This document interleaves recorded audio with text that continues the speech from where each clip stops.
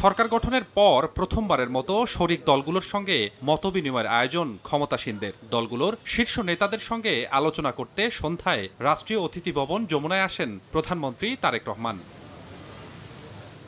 উপস্থিত নেতাদের সঙ্গে লম্বা সময় ধরে চলে সৌজন্য সাক্ষাৎ। যমুনায় আলোচনা হয় প্রায় ২ ঘণ্টা ধরে। এ সময় দেশ পরিচালনা সহ রাজনৈতিক বিভিন্ন বিষয়ে মতবিনিময় করেন বিএনপি চেয়ারম্যান। উপস্থিত ছিলেন দলের জ্যেষ্ঠ নেতারাও। আমার ব্যক্তিগতভাবে বৈঠক শেষে সাংবাদিকদের ব্রিফিং করেন বিএনপি মহাসচিব। জানান, স্বাক্ষরিত জুলাই সনদের পূর্ণ বাস্তবায়ন চান তারাও। প্রশ্নের জবাবে তিনি বলেন, শরিকদের সঙ্গে আলোচনা করেই স্থানীয় সরকার নির্বাচনের সিদ্ধান্ত নেওয়া হবে। ৩১ দফা কর্মসূচি যেটা আমরা একসাথে দিয়েছিলাম, সেই ৩১ দফা কর্মসূচি বাস্তবায়িত হবে।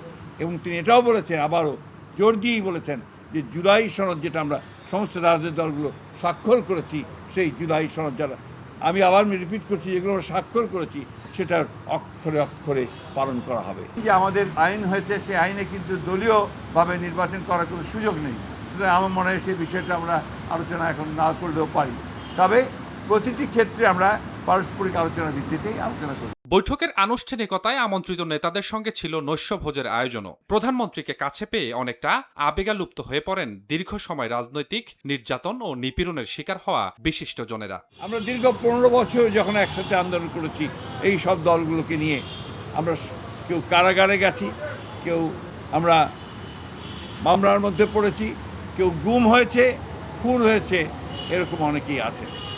আজকে সেই জন্যই একটা আবেগঘন পরিবেশ সৃষ্টি হয়েছিল। স্বপন আহমেদ, সময় সংবাদ, ঢাকা। ব্যক্তিগতভাবে এবং সম্ভবত জায়েদ ভাইরও